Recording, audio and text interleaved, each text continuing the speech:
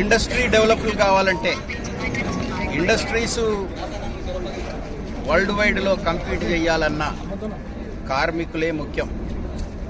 కార్మికుల బాగోగులు ముఖ్యం.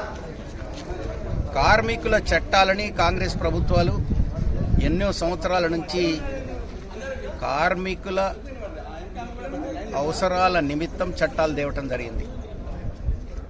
మోడీ గారు వచ్చిన తర్వాత ఈ చట్టాలనంతా మార్పులు చేర్పులు చేసి కొన్ని రద్దు చేసి ఇండస్ట్రీస్కి ఉపయోగకరంగా మారుస్తూ ఉన్నారు, మార్చడానికి ప్రయత్నం చేస్తున్నారు.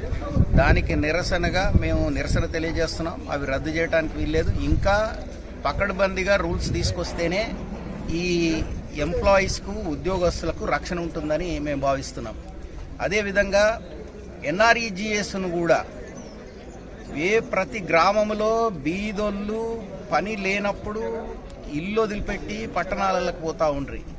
మీ ఊర్లోనే ఉండండి, పని కల్పిస్తాం, మీకు డబ్బులు ఇస్తాం, దాంతో మీరు మీ ఊర్లోనే జీవించేటట్టుగా చేస్తామని ఎన్ఆర్ఈజీఎస్ చట్టం తీసుకొచ్చాం.